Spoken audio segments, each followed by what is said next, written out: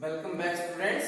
Last time we have studied about the effect of temperature on the states of matter.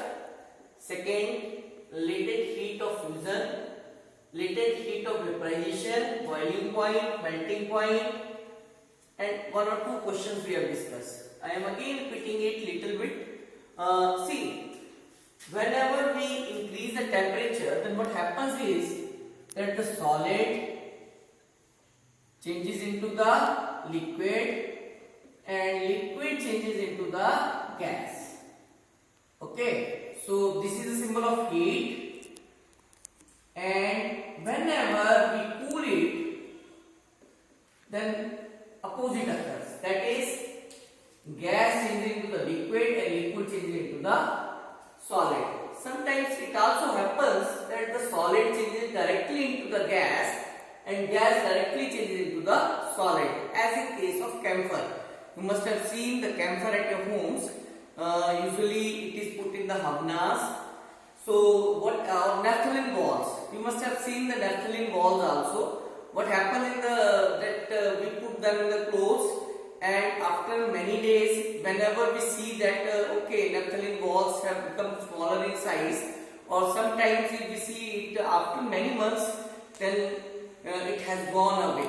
So what has happened, that solid changes into the gas. That is the direct process, and the process name is called as sublimation. Sublimation, the process in which solid directly changes into the gas below its melting point is called as sublimation. Okay, so solid into liquid and liquid into gas upon increasing the temperature. And by decreasing the temperature, opposite occurs. Okay, so that was the first thing. Second, latent heat of fusion. Now what is this? It is the amount of heat required to convert 1 kilogram of a solid into the liquid at atmospheric pressure at its melting point. Now you have to remember these things.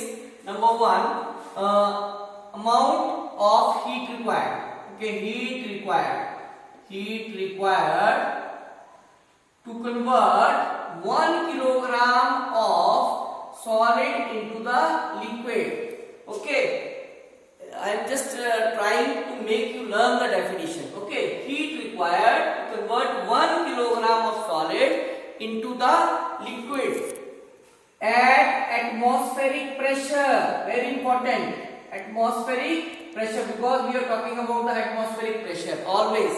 Okay, at atmospheric pressure at its melting point. Okay. So last time I have asked you that okay, if you remember the definition of latent heat of fusion, then you can easily learn the definition of latent heat of vaporization. What will be that? Now it is the amount of heat required to convert 1 kilogram of a liquid into the gas, vapors means gas, at atmospheric pressure at its boiling point is called as latent heat of vaporization. Okay, so we have tried to learn two definitions. One is latent heat of fusion and another one is latent heat of vaporization. Okay, then boiling point, the temperature at which at a liquid boils into steam or changes into its vapors at atmospheric pressure is called as boiling point. And melting point, the temperature at which a solid melts into a liquid at atmospheric pressure is called as melting point. Now these two questions are very important questions. Out of ice and water at same temperature, means ice and water are taken at same temperature, which causes more cooling.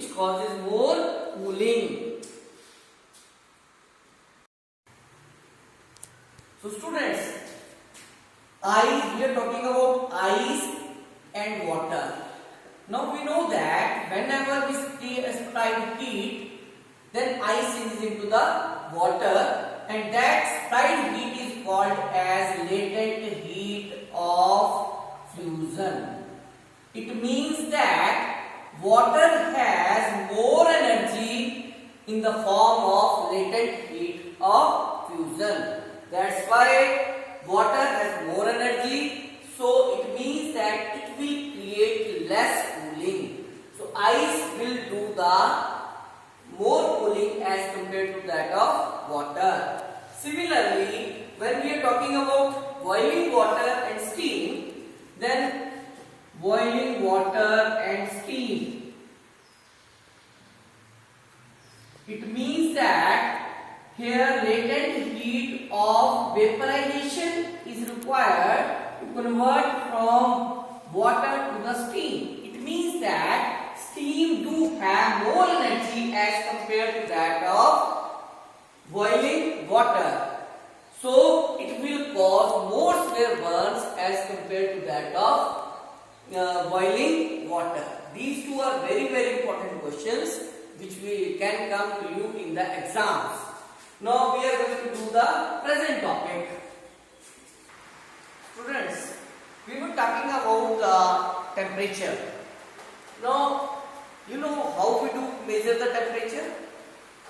We measure the temperature with the help of thermometers, glass thermometer, and if you must have seen, because almost every people or many people do have the fever, so while knowing that fever, we use the thermometer. Okay, so what is there which is used in the thermometer? If you have listened from somebody, it is mercury. Mercury is in the liquid form. Mercury is a metal. Okay, so that mercury is used there. Now we do have a scales so which we can measure the temperature.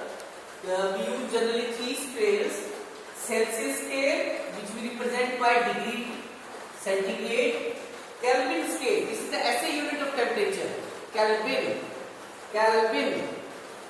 and Fahrenheit scale, degree Fahrenheit.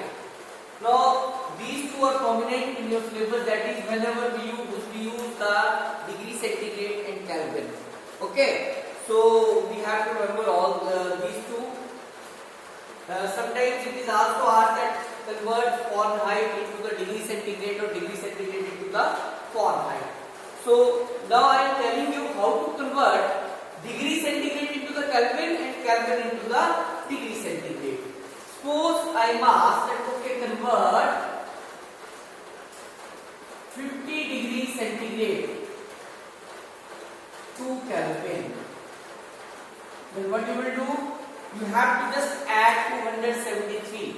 Basically it is 273.15, but for our convenience we use only 273. Okay, so 50 degree centigrade into the Kelvin, that is 50 plus 273 Kelvin, that is equal to how much? 3, 5, 7, 12, 320. 3 or 7 plus 5 to Kelvin. So this much it becomes 323 Kelvin. Okay. Now somebody can ask you, okay, convert 50 Kelvin into the degree centigrade. What you have to do?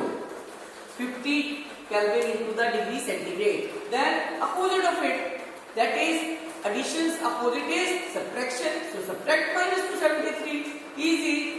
So what happens when we have to convert this, then it is equal to 50 minus 273 degrees Celsius. So 273 minus 50. How much it will become?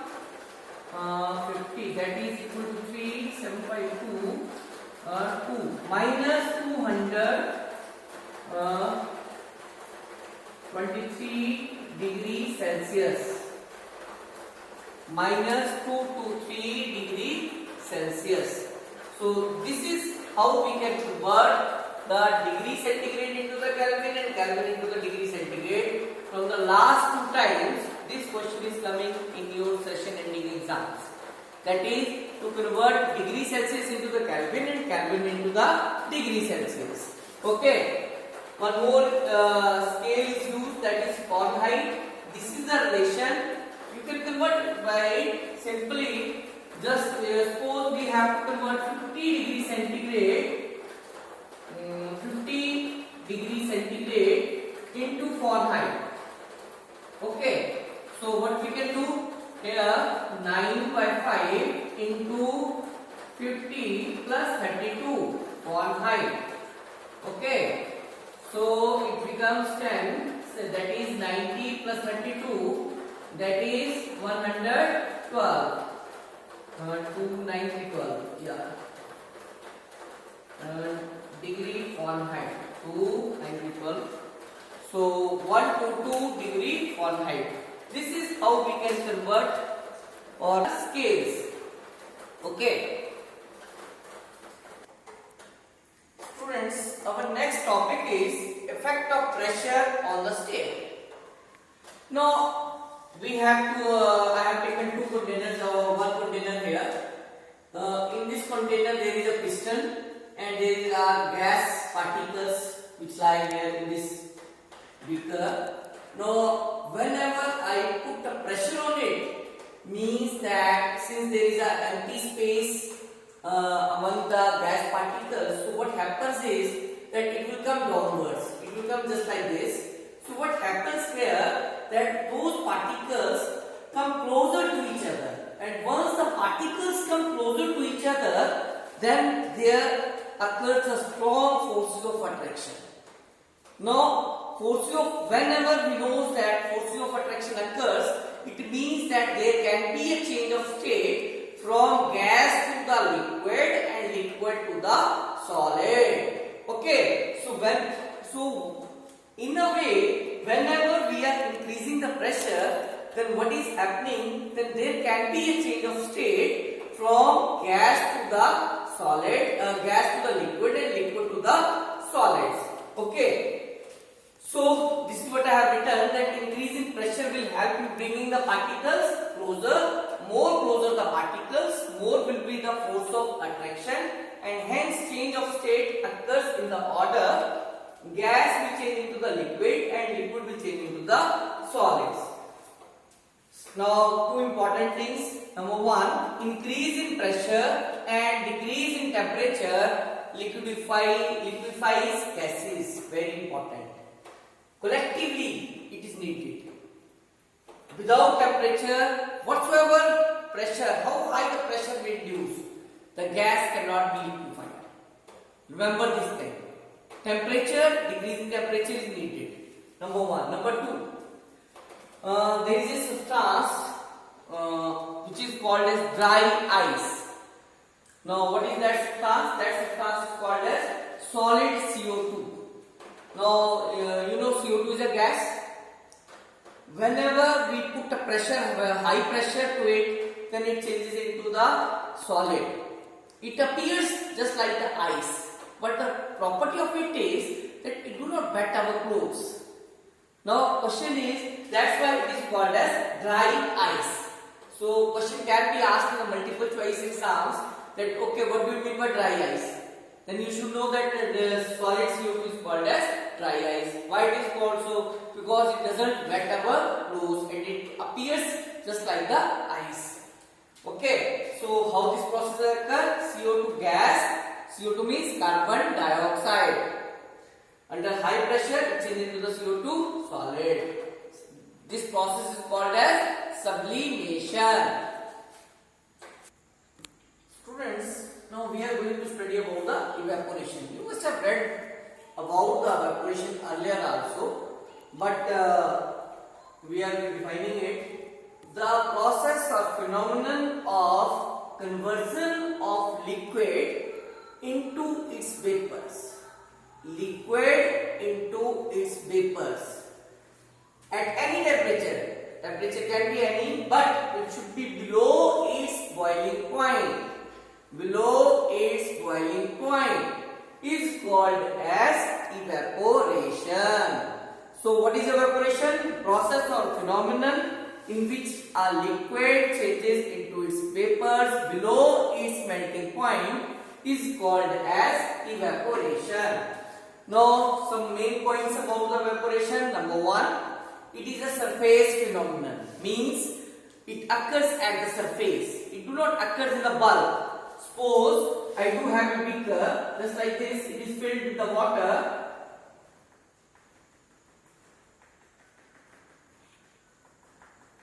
Then it occurs from here only.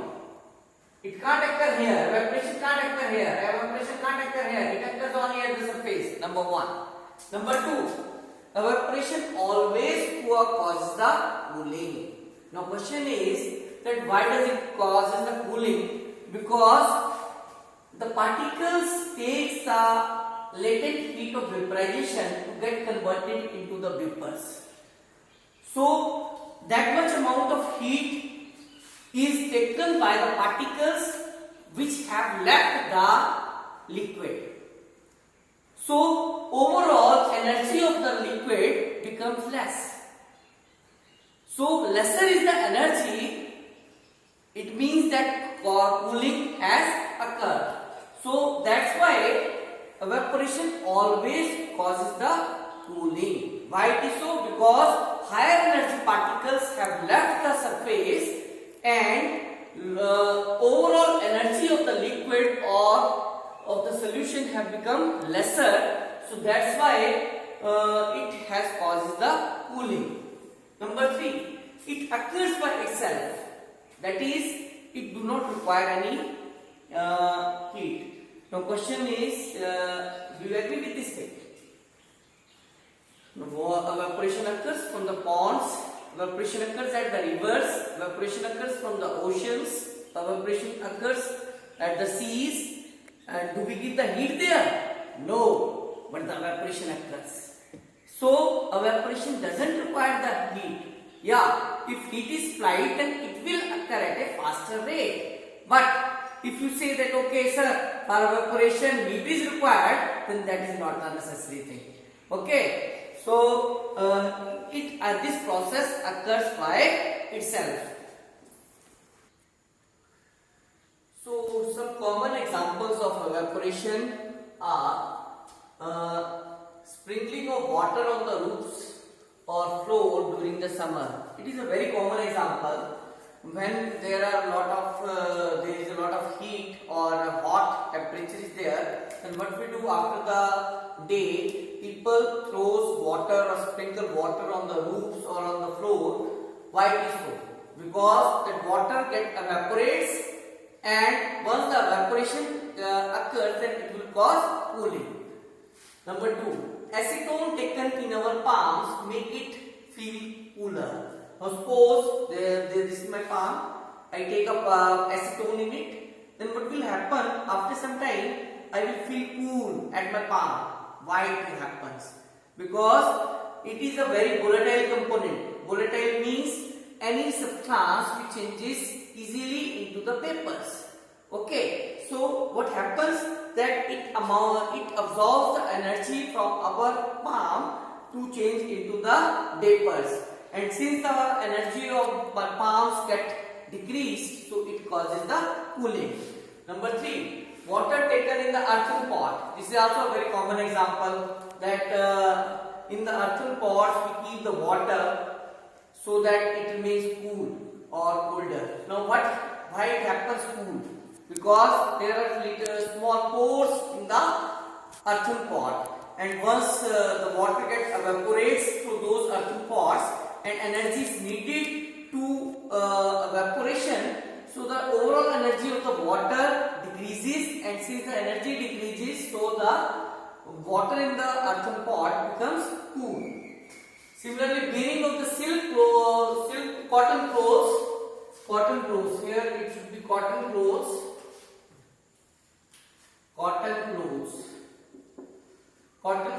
in summer. Now question is why it happens, that why do we wear the cotton clothes in summer? The answer is that they are very good absorber of the liquid or sweat.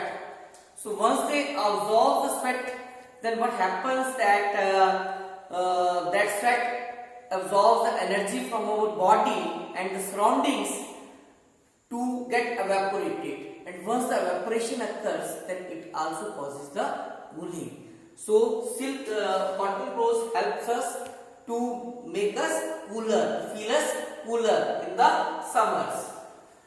Then factors which affects the evaporation.